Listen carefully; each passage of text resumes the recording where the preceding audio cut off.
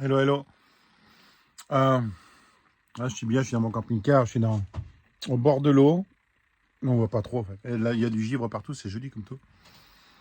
Je voulais faire une vidéo par rapport à comment enlever utiliser son esprit pour enlever des maladies. Moi, personnellement, j'avais la photo, là, c'est moi quand j'avais 8 ans. Non, de rire. Un peu changé, quoi. Elle est juste au niveau des cheveux.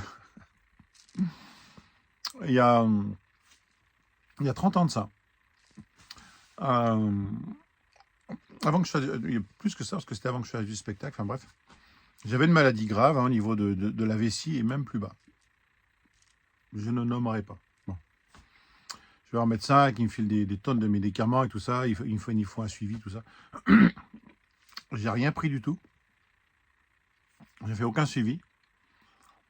Et naturellement, j'ai utilisé une technique qui existe, mais je ne savais pas, je l'ai fait spontanément, intuitivement en fait.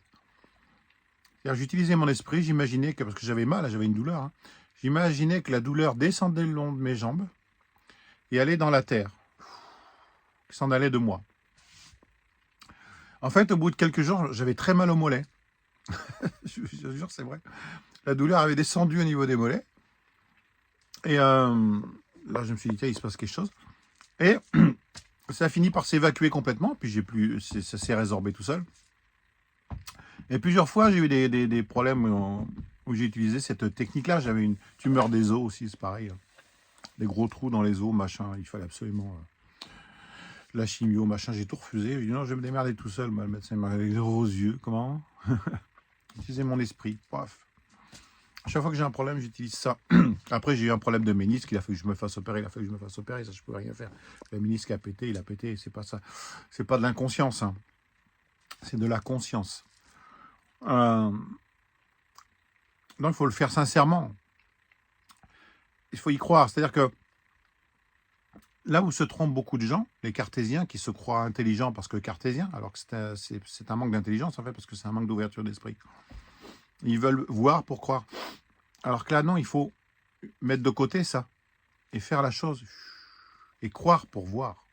C'est pas pareil, nous sommes des créateurs. Nous avons cette conscience de créer ce que nous voulons. Donc si on attend d'abord de voir, on ne crée rien.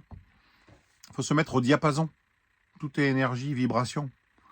Il faut se mettre au diapason et faire l'expérience des choses. Il faut ouvrir son esprit, c'est le contraire.